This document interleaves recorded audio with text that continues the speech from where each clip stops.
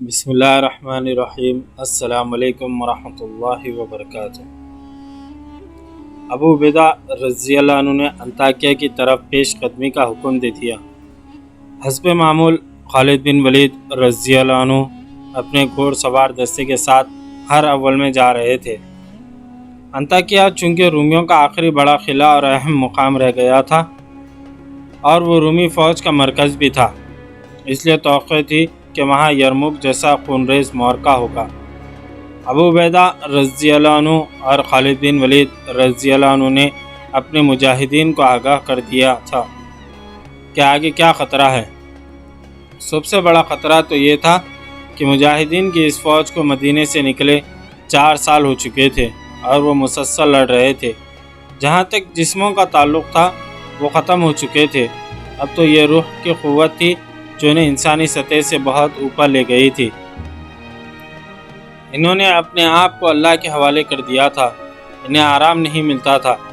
دن تلواروں کی جھنکار، تیروں کے زناٹوں، برچھیوں کے وار روکنے اور وار کرنے میں گزر جاتا اور راتیں اپنے زخمی ساتھیوں کی کربناک آوازوں میں گزرتی۔ وہ باطل کی ایک چٹان کو توڑتے تو ایک اور چٹان سامنے آ کھڑی ہوتی۔ وہ آخر گوشت پوش کے انسان تھے اور یہ گوشت پوش تھکن سے ٹوٹ گیا تھا۔ دشمن ان کی اس جسمانی کیفیت سے آگاہ تھا اور یہی ایک خطرہ تھا جو سالار محسوس کر رہے تھے۔ انطاکیہ کا دفاع بہت مضبوط تھا۔ جاسوسوں کی لائی ہوئی اطلاعیں سالاروں کو پریشان کر رہی تھیں، مگر رکنا اور انتظار کرنا بھی خطرناک تھا۔ رومیوں کی کمک آنے سے پہلے انطاکیہ پر قبضہ کرنا ضروری تھا۔ مجاہدین کو قرآن کی یہ آیت بار بار یاد دلائی جا رہی تھی کہ لڑو اس وقت تک جب تک کفر کا فتنہ ختم نہیں ہو جاتا، حکمرانی صرف اللہ اور اللہ کے دین کی رہ جائے۔ انطاکیہ کے راستے میں 2-3 چھوٹے چھوٹے قلعے تھے۔ انہیں سر کرتے ہوئے مجاہدین انطاکیہ سے 13-14 میل دور کے فاصلے پر پہنچے تو ایک جاسوس آیا۔ ابو سلیمان، جاسوس نے کہا، تھوڑا ہی آگے ایک دریا ہے جس پر ایک مضبوط پل ہے۔ اس پل سے اس طرف رومیوں کا ایک لشکر تیار کھڑا ہے، راستہ بدل لیا جائے یا جنگ کی تیاری کر لی جائے، تجھ پر اللہ کی رحمت ہو۔ خالد بن ولید رضی اللہ عنہ نے کہا، اللہ کو منظور ہوا تو یہ لشکر بھی ہمارا راستہ نہیں روک سکے گا۔ تعداد کتنی ہوگی؟ ہمارے پورے لشکر سے دگنی تو ضرور ہوگی۔ اس نے بتایا، پیچھے جاؤ۔ خالد بن ولید رضی اللہ عنہ نے کہا، سپاہ سالار سے کہو کہ بہت جلدی لشکر کو آگے لے آئیں۔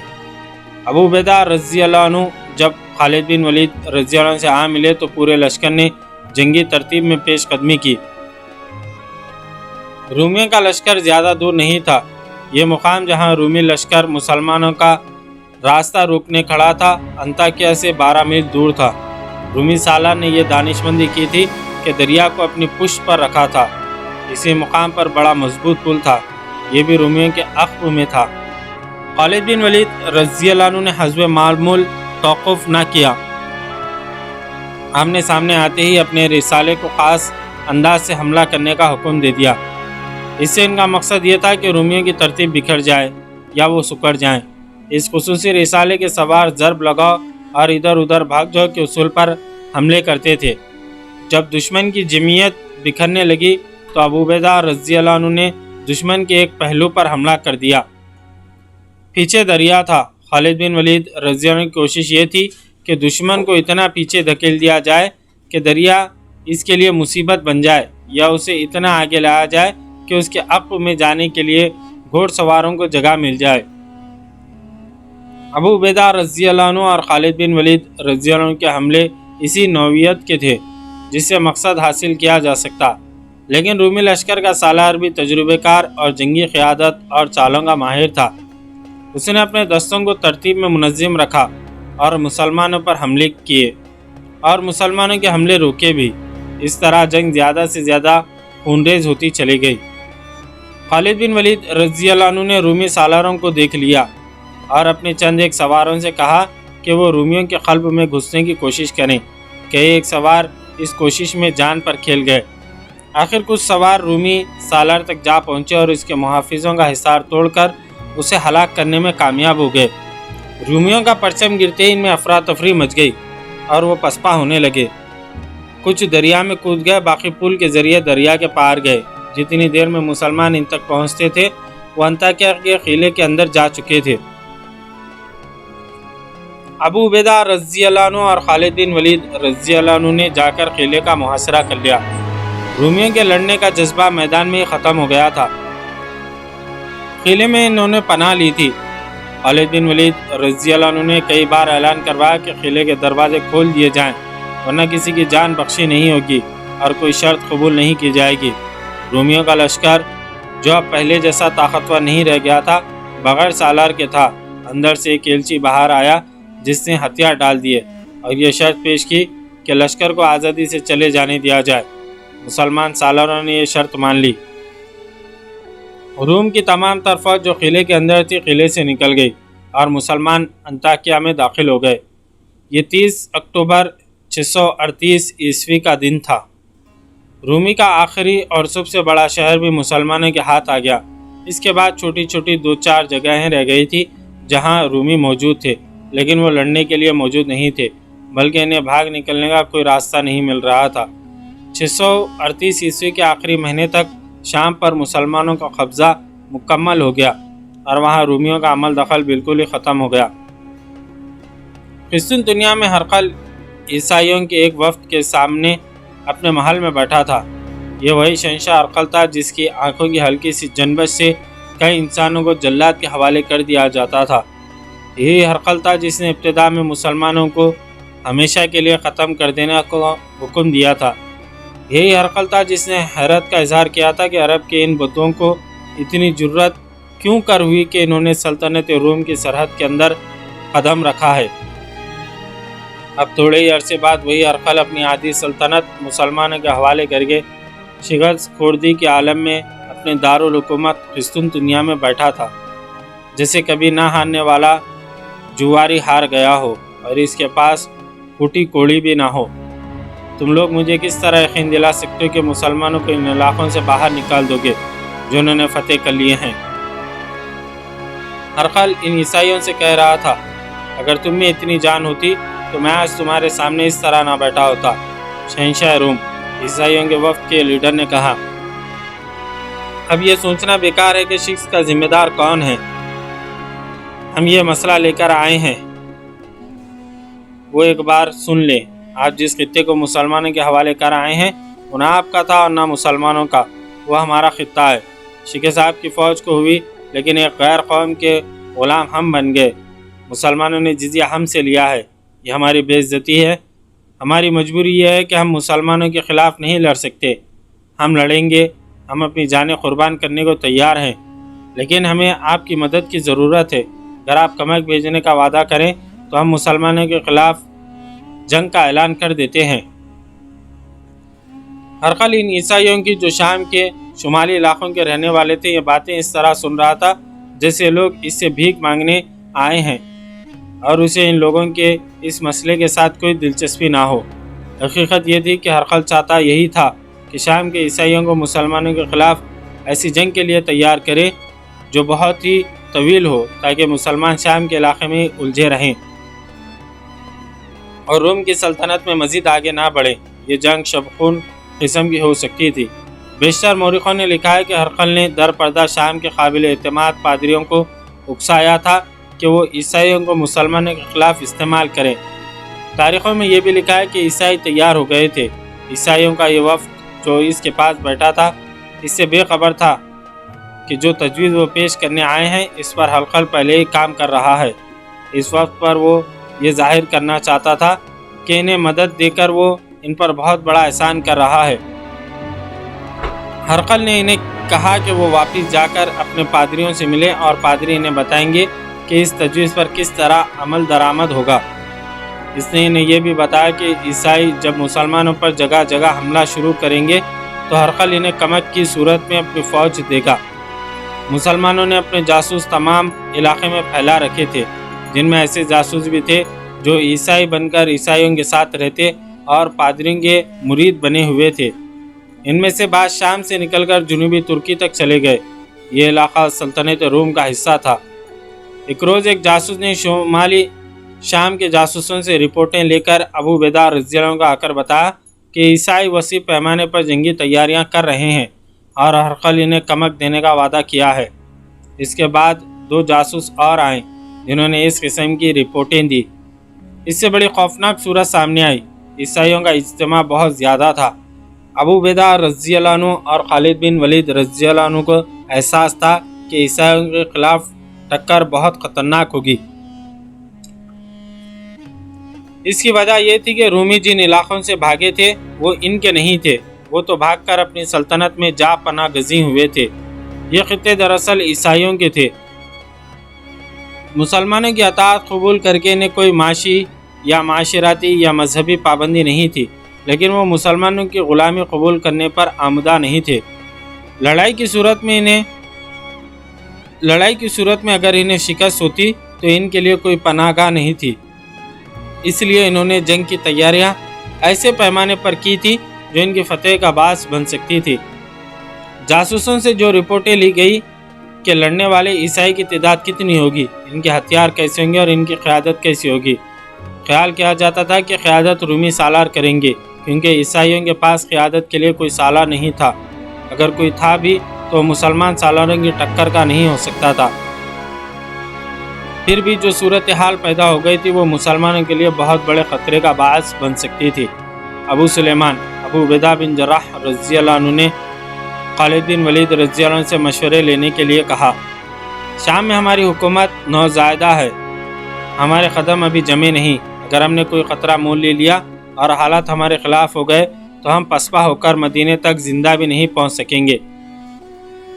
امین الامت، سوال ہمارے زندہ رہنے یا نہ رہنے کا نہیں، یہ سوچ کے اسلام کا زوال شروع ہو جائے گا۔ تمام فوج شام میں ہے، کیا یہ بہتر نہیں ہوگا کہ امیر المومنین کو اطلاع دے دیں؟ ابو عبیدہ رضی اللہ عنہ نے پوچھا، اور مدینے سے کمک بھی مانگ لیں، ہماری تعداد رہ ہی کیا گئی ہے۔ امین الامت خالد بن ولید رضی اللہ عنہ نے کہا، مدینے تک پیغام جاتے اور وہاں سے کمک آتے بہت وقت لگے گا، کیا یہ بہتر نہیں ہوگا کہ ہم ہر جگہ سے فوج ایک مقام پر اکٹھی کر لیں؟ ان جگہوں پر ہم ضرورت کے مطابق فوج رہنے دیں۔ خدا کی قسم، میں عیسائیوں کو کھلے میدان میں لا کر لڑانا چاہتا ہوں۔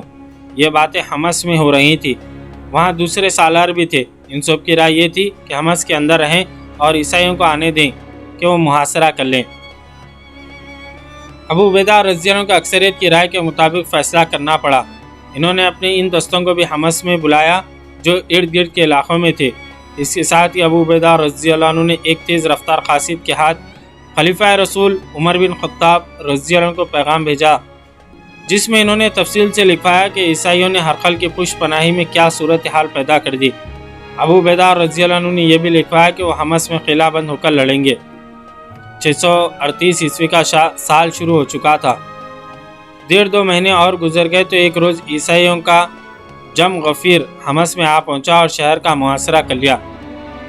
مسلمان اس کے لیے تیار تھے۔ انہوں نے بڑے لمبے عرصے کے خوراک اور تیروں وغیرہ کا ذخیرہ شہر میں جمع کر لیا۔ عیسائیوں نے مسلمانوں کو قلعہ بند دیکھا تو وہ حیران ہوئے کہ کھلے میدان میں لڑنے والی فوج قلعہ بند ہو کر لڑنے پر آ گئی ہے۔ اسے عیسائیوں نے مسلمانوں کی کمزوری سمجھا۔ انہوں نے مسلمانوں کو للکارنا شروع کر دیا، اہل اسلام، اب تمہارا مقابلہ عیسائی عربوں سے ہے، ہم رومی نہیں۔ مسلمانوں، ہمت کرو، باہر آ کر لڑو، قلعے کے دروازے کھول دو، ورنہ تم میں سے کوئی بھی زندہ نہیں رہے گا۔ اب ہم جزیہ لیں گے، اسلام کا سورج ڈوب گیا ہے، باہر آؤ اور ہم سے رحم مانگو۔ اور ایسے بے شمار طنزیہ نعرے تھے جو عیسائی لگا رہے تھے۔ مسلمانوں کی طرف سے خاموشی تھی۔ ابو عبیدہ رضی اللہ عنہ، خالد بن ولید رضی اللہ عنہ اور دوسرے سالاروں نے طے کر رکھا تھا کہ وہ باہر نکل کر عیسائیوں پر حملہ کریں گے۔ حملوں کی نوبت ہی نہ آئی۔ محاصرے کا 4تھا یا 5واں دن تھا، عیسائیوں میں ہڑبونگ سی بپا ہو گئی۔ ان پر کوئی مصیبت نازل ہو گئی تھی یا ہو رہی تھی۔ مسلمان جو دیوار پر کھڑے تو وہ حیرت سے دیکھ رہے تھے کہ انہیں کیا ہوا۔ دور افق سے گرد اٹھنے لگی جو پھیلتی اوپر ہی اوپر اٹھتی گئی۔ یہ کسی قافلے کی اڑائی ہوئی گرد نہیں تھی، یہ کسی فوج کی گرد معلوم ہوتی تھی۔ اگر یہ فوج تھی تو عیسائیوں کی ہو سکتی تھی یا یہ رومیوں کی فوج ہو سکتی تھی۔ عیسائیوں میں جو افراتفری بپا ہوئی تھی وہ زیادہ ہو گئی اور وہ لڑنے کی ترتیب میں آنے لگے۔ گرد ابھی دور تھی۔ عیسائیوں نے تو محاصرہ اٹھا ہی دیا، وہ بڑی تیزی سے ایک سمت کو روانہ ہو گئے۔ مسلمانوں نے قلعے کی دیواروں پر نعرے لگانے شروع کر دیے۔ گرد میں سے ایک فوج آہستہ آہستہ نمودار ہونے لگی۔ یہ مسلمانوں کی فوج تھی۔ عیسائیوں کو اس کی آمد کی اطلاع پہلے ہی مل گئی تھی۔ مورخوں نے لکھا ہے کہ عیسائی غیر تربیت یافتہ تھے، وہ وہاں رکتے تو خود محاصرے میں آ جاتے، حمص کے دروازے کھل جاتے اور اندر سے بھی مسلمانوں کی فوج باہر آ جاتی۔ عیسائیوں کا انجام بہت برا ہوتا۔ انہوں نے یہ خطرہ بھی دیکھ لیا تھا کہ وہ اپنی بستیوں میں کوئی فوج نہیں چھوڑ آئے۔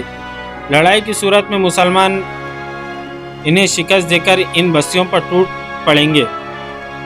مسلمانوں کی یہ فوج جو حمص میں محصور فوج کی مدد کو آئی تھی، وہ 4000 سوار تھے جو قعقاع بن عمرو رضی اللہ عنہ کے زیر کمان تھے۔ یہ سوار اس طرح آئے تھے کہ خلیفہ رسول صلی اللہ علیہ وسلم کو ابو عبیدہ بن جراح رضی اللہ عنہ کا پیغام ملا تھا، تو انہوں نے کہا تھا کہ یہ عیسائی تربیت یافتہ فوج نہیں بلکہ یہ غیر منظم ہجوم ہے جسے ابو عبیدہ رضی اللہ عنہ اور خالد بن ولید رضی اللہ عنہ سنبھال لیں گے،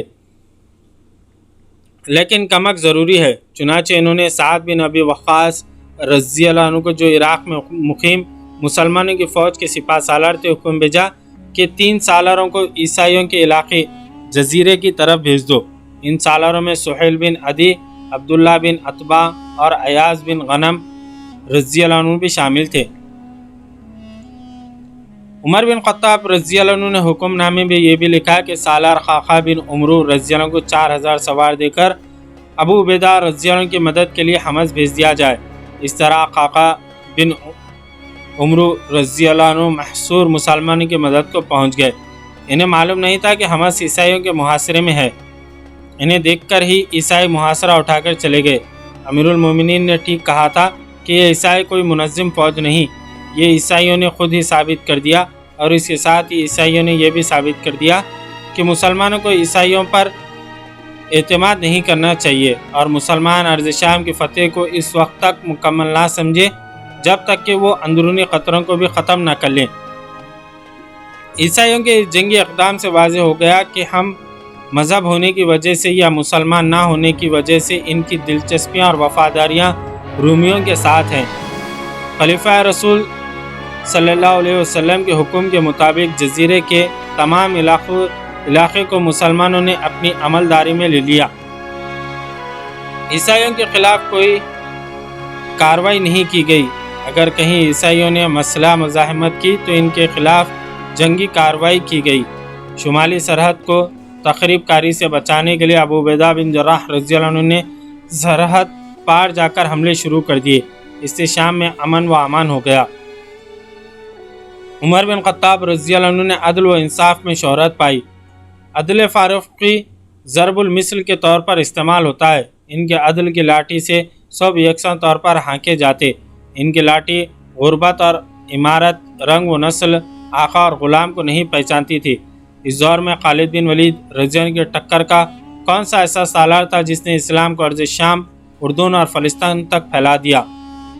بیت المقدس کا فاتح جو کوئی بھی تھا، اس میں کسی شک و شبہ کی گنجائش نہیں کہ خالد بن ولید رضی اللہ عنہ نہ ہوتے تو بیت المقدس کی فتح اتنی آسان بھی نہ ہوتی۔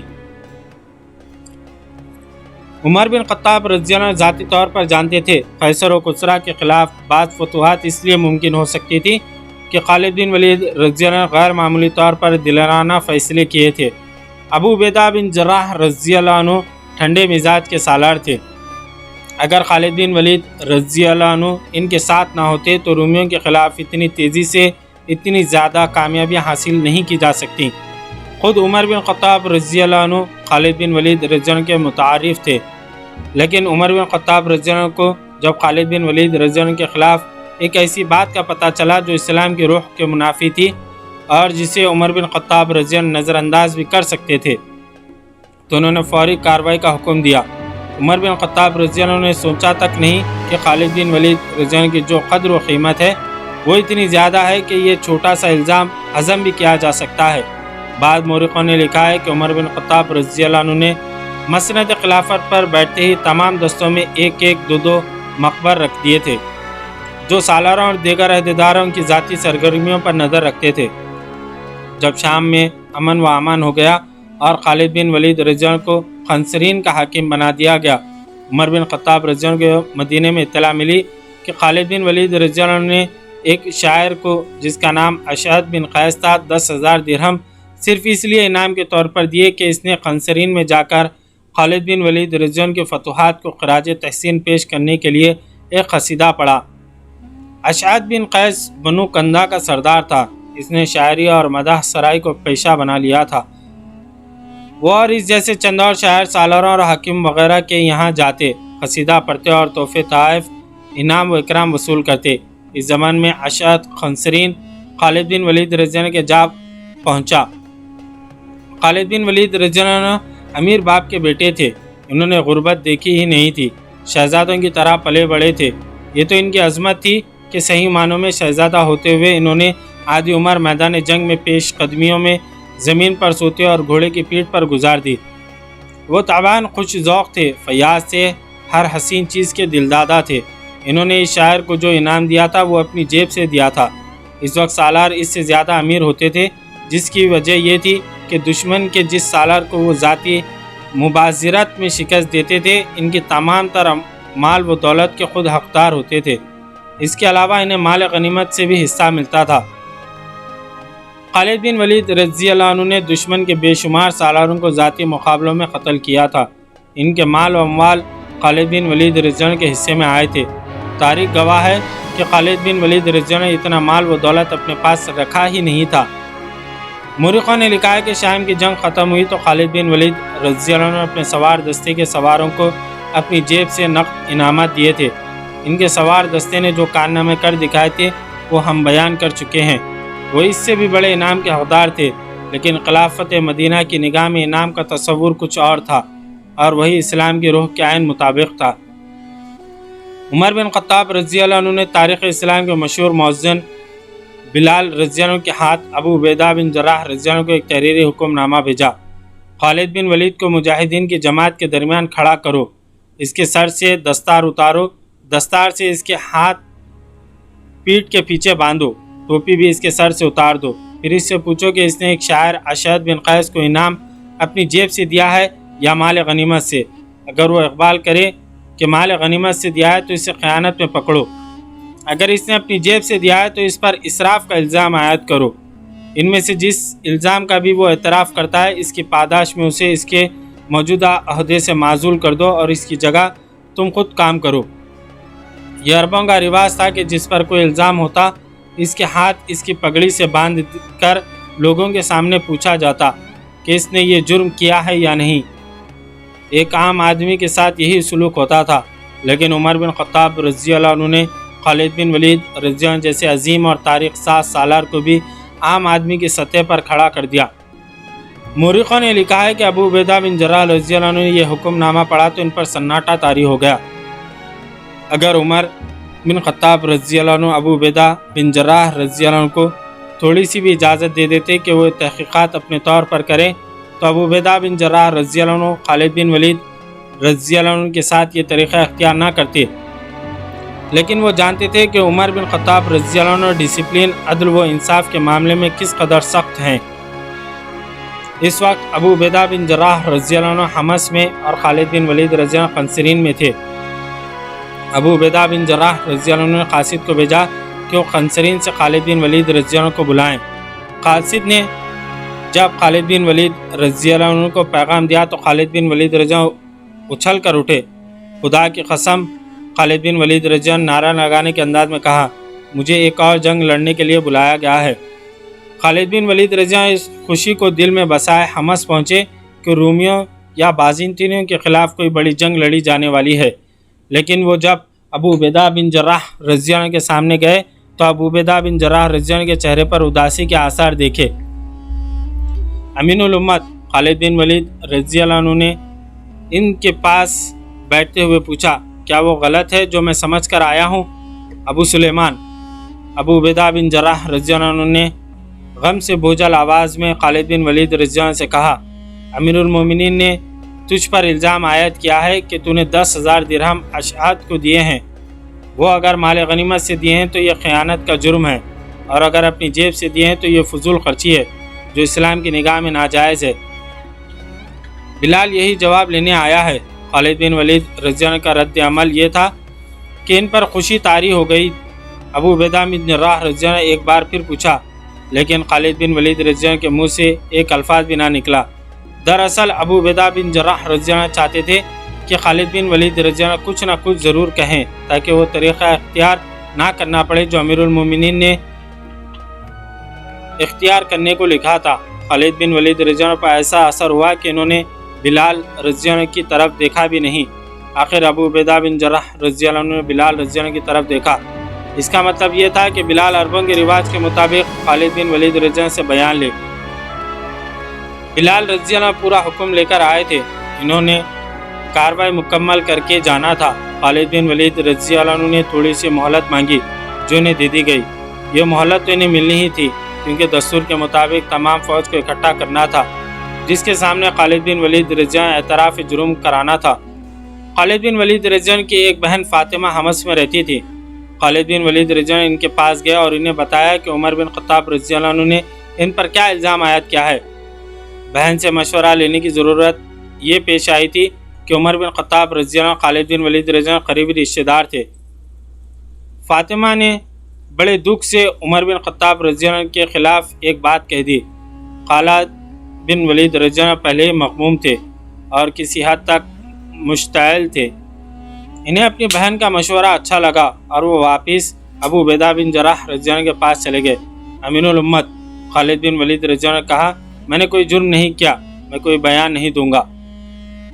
اس کے بعد زمین و آسمان نے جو منظر دیکھا، اسے دیکھ کر بھی کوئی فرد یقین نہیں کرتا تھا کہ یہ سلوک اس عظیم شخصیت کے ساتھ ہو رہا ہے جو عظمت اسلام کا ستون ہے اور جس کے بغیر اسلام اس جگہ تک نہ پہنچتا جہاں خالد بن ولید رضی اللہ عنہ کے ہاتھ ان کی پیٹھ کے پیچھے ان کی دستار سے بندھے ہوئے تھے، ان کے سر سے ٹوپی اتری ہوئی تھی اور وہ زمین پر دو زانوں بیٹھے ہوئے تھے اور خالد بن اور حضرت بلال رضی اللہ عنہ کے سامنے کھڑے اعتراف جرم کرا رہے تھے۔ اے ابن ولید، بلال رضی اللہ عنہ پوچھ رہے تھے، تو نے عائشہ کو 10,000 درہم اپنی جیب سے دیے ہیں یا مال غنیمت سے؟